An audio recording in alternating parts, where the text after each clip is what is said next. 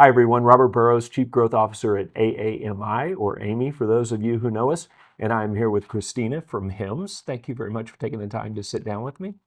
Thank you. It's wonderful to be here, Robert. And if you would, introduce yourself to Oh, folks. yes. My name is Christina Caraballo. I'm the Vice President of Informatics at HIMSS.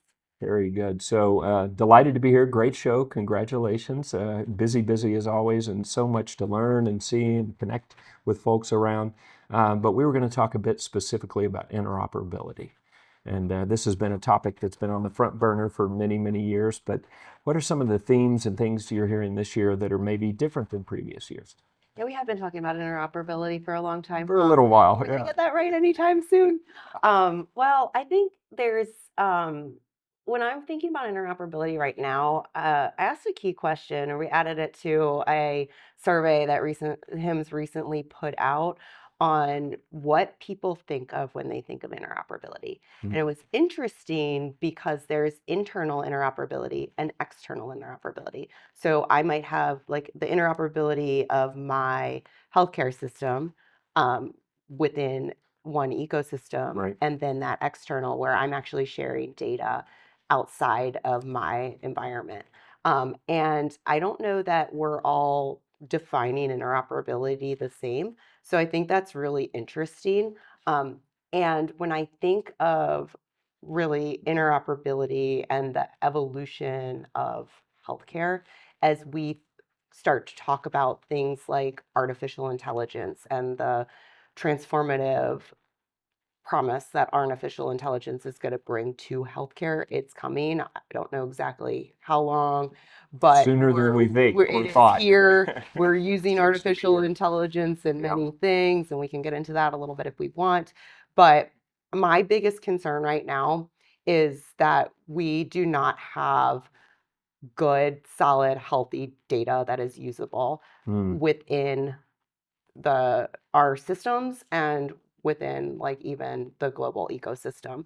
So I think we need to start doing some assessments on where we are in our digital maturity so that we can understand if the data is actually usable or if it's junk. Because if we're going to start to really advance in using things like artificial intelligence, that data must be good and reliable, and we need to be able to trust it. Right. We've always thought of garbage in and garbage out, but now it's just Exactly. magnified with AI. Exactly. You get super garbage out if you put bad data in. So what data is one of the challenges. What are some of the other challenges? I mean, it's hard enough to drive that framework inside an organization, but when you talk about stakeholders inside of a healthcare delivery organization, for instance, interfacing with med device manufacturers, what are some of the challenges that you see as if they speak different languages, have different ways of looking at data? Is it a lack of standards or commonality? What are some of the things that stand in the way, do you think? Well, when you look at the devices specifically, they've been working on device interoperability for years. There's actually a new exciting accelerator in HL7 called Caliber. It's device accelerator. We actually just joined that accelerator, So did we're in it we. together. There We're you in it go. together. So tell folks a little bit about what that is. Yeah, I mean, they're focused on device interoperability, led by Todd Cooper, who is just absolutely wonderful. I know that they're getting ready to do some testing at the upcoming European Connectathon in Brussels in a couple weeks. There is a full device track. I know they're doing a lot of work, obviously, within the accelerator of HL7. And I think from what I've heard, it's really that moment of like it's time for the devices to really push forward. Right. And folks from across the ecosystem can get involved in that. Obviously, we joined because the same reason you did. Our interest in standards development, you're interested in standards development and connecting the ecosystem and driving what you do at HIMSS.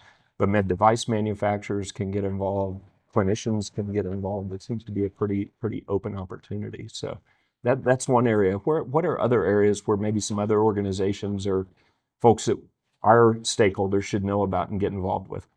Yeah, when we think of interoperability, I'm really looking forward to seeing where TEFCA goes. I think that we've laid a really great foundation with TEFCA, but it's again trying to get all of the organizations in. I recently heard, I think there's about 72,000 organizations in TEFCA now, which was pretty Did not amazing know to that. learn. I know. It's a Isn't lot. that crazy? So there's a lot of work being done within that framework, which is very exciting. And I'm really hoping that we start to see evolving use cases around TEFCA. I had the opportunity to speak at the Public Health Forum recently and talk about some of the challenges that public health is having right now with sharing data and being able to access data. And we're really looking forward to evolving some of the public health use cases within TEFCA as well. Yeah. So I think there's more to come, but it's early stages. So I think it'll just kind of incrementally build out as we continue to identify needs within our community and get the support behind them. Well, I'm surprised with the number you just shared. I'm not sure it's early days anymore when you Right? have that many people involved. So, well, so in terms of if folks want to get involved, whether they're HIMSS members or AMI members, obviously they can reach out to us, they can reach out to you. But what are there any sort of last thoughts you'd share with people if they have questions, if they want to get involved, if they want to contribute on what they should do? Yeah, so HIMSS is actually working on a very exciting project right now under ASTP. We are working on a LEAP grant, which is a leading edge accelerator projects under ASTP. Um, and w- we have been tasked to work on individual access services. Okay. Right now, we're in the process of doing interviews for a landscape analysis. Once we do that, we're going to move into a pilot phase. We're partnering with Meditech and a consumer application named Docket. Um, we will be connecting to a QHIN or two to be determined.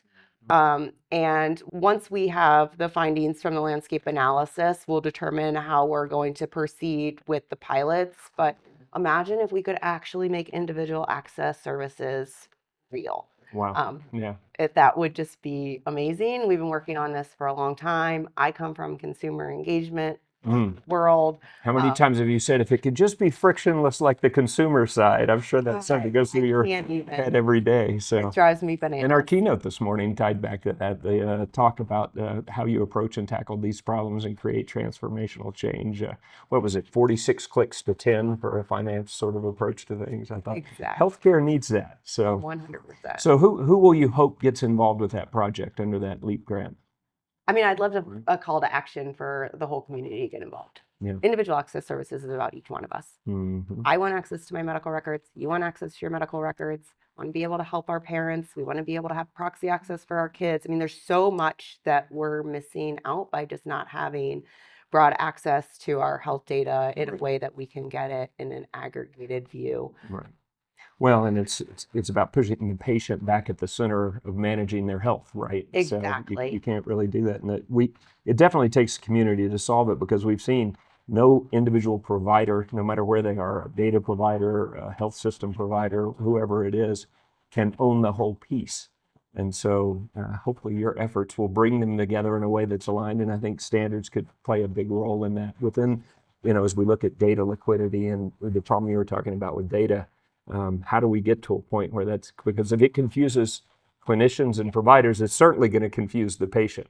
So we need good, clean data across the board. So exactly, and I really want the full community to get involved, like the full HIMSS ecosystem, all of the different players, and let's talk about what's working. Let's talk about what's not working, and let's finally push this over the hump. Yeah, absolutely. Well, you talked about we don't know when all of this is coming. I think it's here now. It's here. And we're just trying to keep up. We're in it to win it with you, and I really appreciate your time today and everything you guys are doing at HIMSS, and look forward to the rest of the conference. Wonderful. Thank you. Thank you so much.